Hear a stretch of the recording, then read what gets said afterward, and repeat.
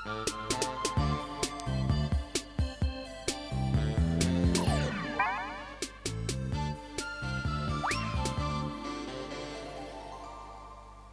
वालेकुम नाजरीन, आज का हमारा टॉपिक है क्राइम यानी कि जराइम। और इस सिलसिले में हम आपको मिला रहे हैं एक ऐसे मुजरिम से जिसका एक ही नारा है, जज साहब मैं बेकसूर हूं। मैं बेकसूर हूँ जज साहब, मैं बेकसूर हूँ। यार हाथ तो छोड़ दो, नहीं भाग रहे, नहीं भाग रहे। अच्छा ये बताएं आप पे इल्जाम क्या है? अरे यार कोई एक इल्जाम हो तो बताओ ना यार। शहर में कोई भी कत्ल, कोई भी डाका, कोई भी चोरी होती है, मुझे पकड़ के ले जाते हैं। मैं बेकसूर हूँ जज साहब। ओहो, ये तो बड़े अफसोस की बात है। वैसे आप करते क्या हैं? मैं तकियों में रुई भर के गलाब चढ़ाने का काम करता हूँ। मैं बेकसूर हूँ जज साहब, मैं बेकसूर हूँ। हाथ छोड़ दे यार। तो आप ये कहना चाह रहे हैं कि आप वो बेकसूर इंसान है जिस पर किसी के किए हुए जुर्म का इल्जाम लगाकर उसे सजा दे दी जाती? अब तो मुझे अंदर रहने की इतनी आदत हो गई है कि मैंने बिजनेस शुरू कर दिया है। अगर आप भी अंदर हो रहे हो तो आप अपना इल्जाम मुझ पे लगा सकते हैं। बाहर निकलने की सूरत में 50-50% कर लेंगे। मैं बेकसूर हूँ जज साहब, मैं बेकसूर हूँ। यार हाथ तो छोड़ दो यार, थकते नहीं हो तुम क्या? तो देखा नाजरीन आपने हमारे यहाँ किस तरह बेकसूर नौजवानों पर दूसरों के जुर्म आयद करके उनको सजा दी जाती है। ये जुल्म नहीं है तो क्या है? आइए हमें इसके खिलाफ आवाज उठानी चाहिए। ओए, ओ मेरा फोन, ओ चोर, ओ मेरा फोन चोरी हो गया। तूने मेरा मोबाइल चुराया है। ओए पकड़ लो इसको, चोर है ये। नहीं नहीं नहीं नहीं, खुदा की कसम मैंने चोरी नहीं की। चले झूठ पकड़ लो, चोर है इसने। कसम उठवा लो मुझसे, मैं तो यहाँ बैठा हूँ। पकड़ लो इसको, पुलिस को बुलाओ, इसको अंदर करो। मैं बेकसूर हूँ जज साहब, मैंने चोरी नहीं की है। जी तो नाजरीन, खुदा हाफिज।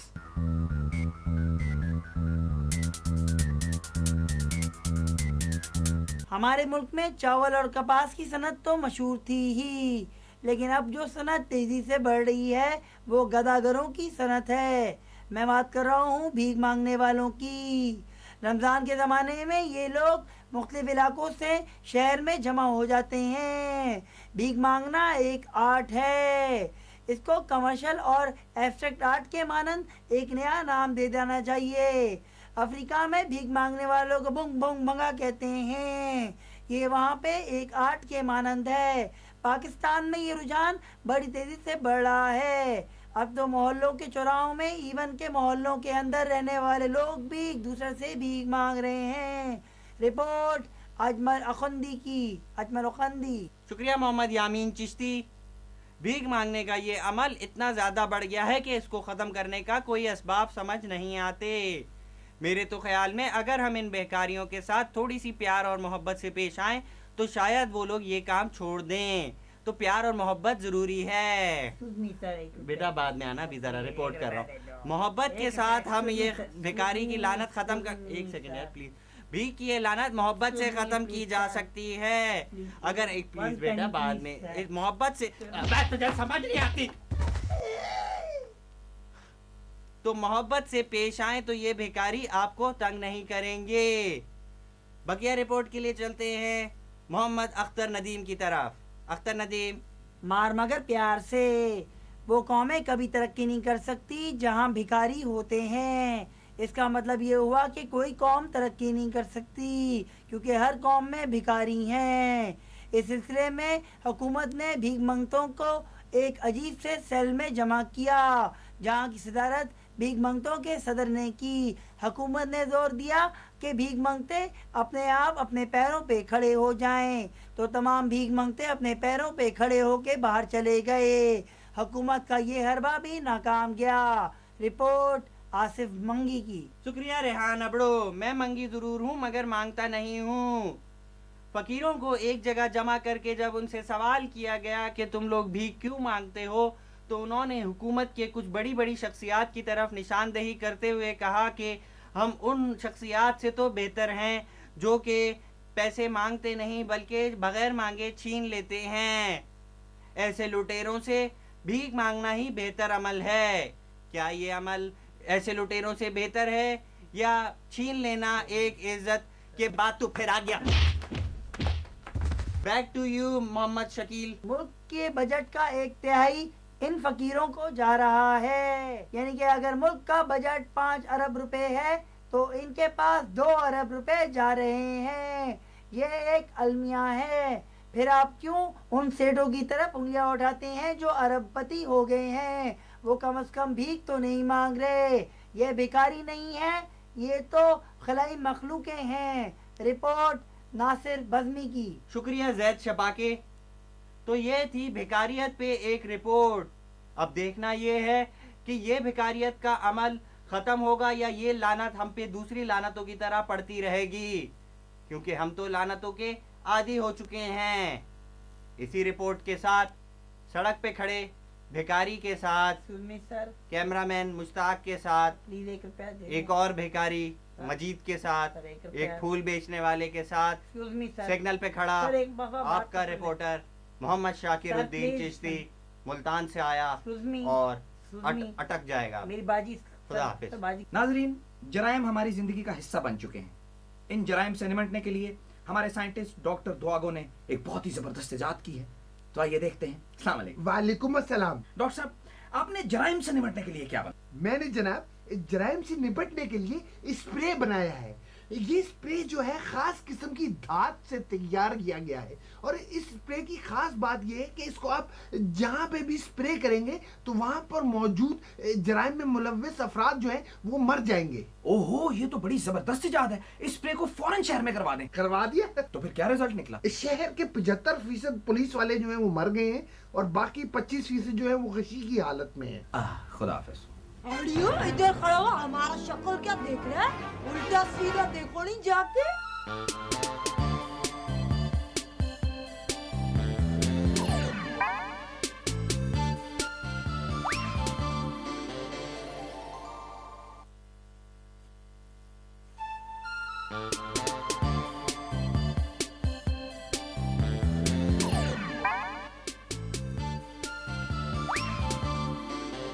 मेरा नाम एहतशामुल हक है और मैं क्रिकेट टीम का कैप्टन हूँ। आइए हम सब मिलके पोलियो का, माफ कीजिएगा, उल्टा सीधा का खात्मा कर दें। आइए। क्राइम के हवाले से आपने बहुत ही चोर उचक्के देखे होंगे, लेकिन आपने कभी लेडी चोर उचक्की नहीं देखी होगी। तो आइए आपको मिलवाते हैं खातून पॉकेट मार से। ए, खातून पॉकेट मार नहीं बोलने का क्या? अब उनका नाम है शायदा उर्फ रानी रॉकेट। तो रानी रॉकेट साहिबा, आपको खातून होने का इस प्रोफेशन में कोई फायदा होता है? हाँ, पहले मैं बंदूक के दिल पे वार करती, फिर जेब पे। ये फायदा है अपन को। तो इसमें कौन सी बड़ी बात है? ये फायदा तो और दूसरी फील्ड्स में भी उठाया जा रहा है। खैर, आप ये बताइए आपके वर्किंग आवर्स क्या हैं? 9 to 5 और 5 to 9, 24 घंटे काम। रात में चोरियां करती हूँ और दिन में पुलिस की नौकरी। क्या मतलब, आप पुलिस में भी हैं? हाँ, इसका बड़ा फायदा है अपन को। दिन रात चोरियां करो, कोई पकड़ने वाला ना हो। ओह, वेरी स्मार्ट। इससे पहले कि नाजरीन ये हमें लूटें, हम फूट लेते हैं। खुदा हाफिज। ए, भाग के कहाँ जा रहा है?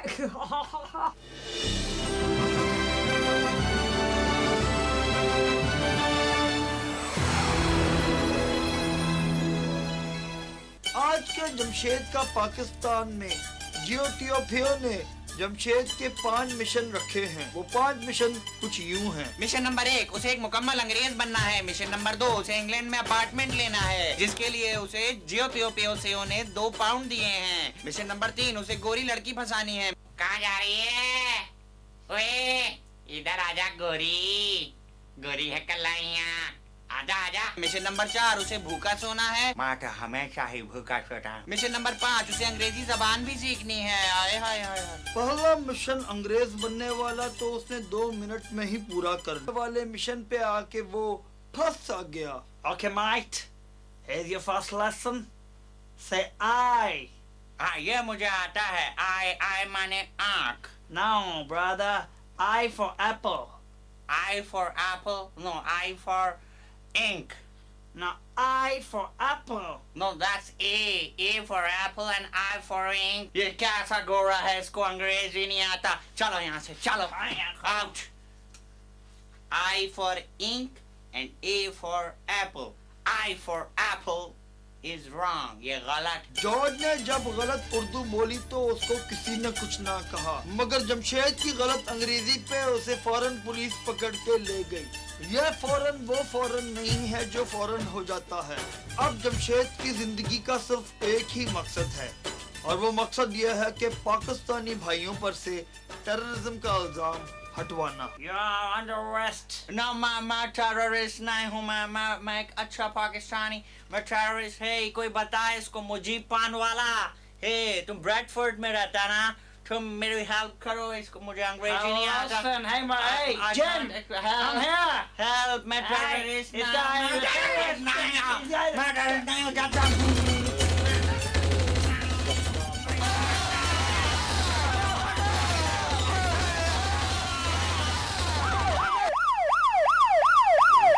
तो है गंदापन, यही तो है गंदापन. बेचारा जमशेद एक बार फिर अपनी यही मासूमियत तो में जेल के अंदर था. क्या जमशेद दोबारा जेल से फरार हो पाएगा? क्या वो बैरून मुल्क यही मुकीम तो पाकिस्तानियों का सर बुलंद करेगा, या ये सबका नाम डुबोएगा? ये जानने के लिए अगले हफ्ते देखना ना भूलिए जमशेद का इंग्लिस्तान. गंदापन. अस्सलाम वालेकुम, मेरा नाम है राशिद चिमनी और मैं उल्टा सीधा वालों की तरफ से आपके लिए पैगाम लेके आया हूँ. Please do not smoke, it is dangerous to health. Keep watching Ulta सीधा.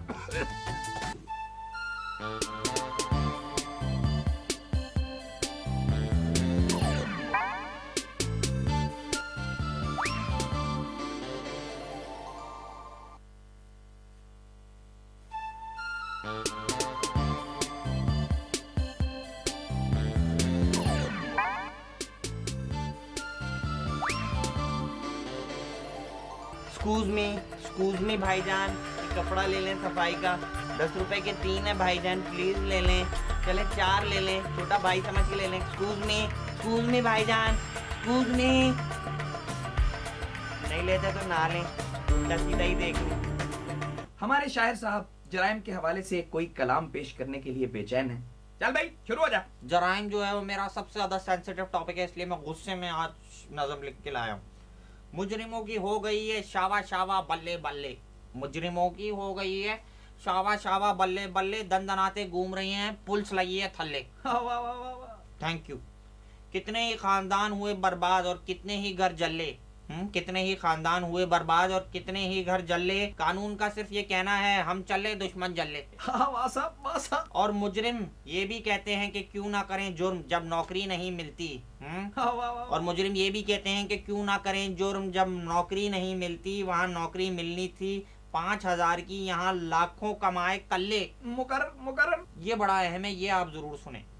और डाकू ही तो जराइम नहीं करते, वो तो सूट पहन के टेबल के पीछे बैठ के भी किया जाता है. मुकर्रर मुकर्रर. और सिर्फ डाकू ही तो जराइम नहीं करते, वो तो सूट पहन के टेबल के पीछे बैठ के भी किया जाता है. पर उस मुजरिम को जो भी पकड़े उसकी बला ना टले. बहुत खूबसूरत है जी. Thank you. और क्या फायदा सड़कें ब्लॉक करने का, इतनी पुलिस का, इतनी सिक्योरिटी का. और क्या फायदा इतनी सड़कें ब्लॉक करने का, इतनी पुलिस का, इतनी सिक्योरिटी का. जिसने फाड़ना है वो जयाला बम फाड़े है कल्ले. वाह साहब वाह, क्या बात है. खुदा हाफिज. नाजरीन, अब वक्त हुआ जाता है रंगीन मिजाज उड़नछू मैन की किस्त का, जिसके लिए हमारे साथ ताउन किया है मेहमान चाय बनाने वाले भोलोड़ो ग्रुप ऑफ इंडस्ट्रीज ने, जिनका पैगाम है वरी जान ना पहचान वरी मैं तेरा मेहमान वरी. अरे बड़ी कड़ी, अरे तू मासी कड़ी चाय पिलाई कड़ी. अरे चाय पिलाई कड़ी, तू मेहमान नवाज कड़ी. मुझे नालो नवाज कड़ी तू मेहमान कड़ी ते मेहमान नवाज कड़ी. रुकड़ी कड़ी उकड़ी. देखा माँ, तवाजी मासी कड़ी आया कड़ी ओकड़े. हाय मुकी मासी कड़ी आया कड़ी. हाय मैं खुद अभी चाय बना के लाऊं अपनी मासी को पिलाऊंगी. हाँ लाया ना चाय. चाय आजा कड़ी. हेलो मासी मासी कैसी है? मासी कब आई तू? खैरियत थी। मासी ऐसा क्या पहन के क्यों बैठी हुई है? इतना गर्मी हो रही है बड़ी। नाना पर दो पर दो मासी उठा ले ना। मासी गर्मी लग रही है, मुझे गर्मी लग रही है। मुझे गर्मी लग रही है ना, मुझे गर्मी लग रही है। तो देख रहा हूं मासी क्या है? मासी पर्दा ना करे ना, पर्दा क्यों? मासी उठा ले ना बाबा। चलो जब मैं देखो जो चाय लेके आना। तू करे झूठा बोले करे मुके ना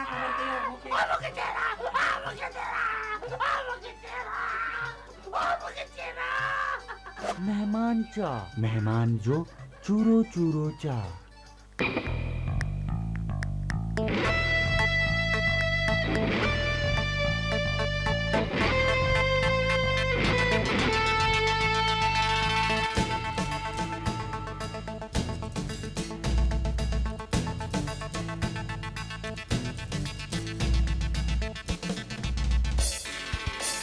चांदनी रात थी,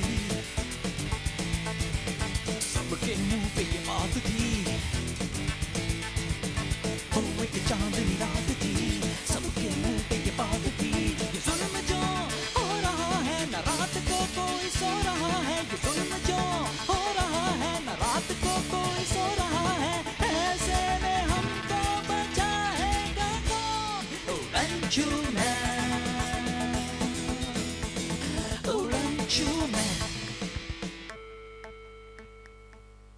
पिछले किस में आपने देखा कि उड़नछू मैन के बाप ने किस तरह उसको बचपन में, अपने नहीं बल्कि उड़नछू मैन के बचपन से, जब सैयारा तबाह होने वाला था तो जमीन पर एक अजीब सी शक्ल की गाड़ी में बैठा के भेज दिया था। उड़नछू मैन ने जमीन पे पहुंच के क्या किया, ये आइए देखते हैं।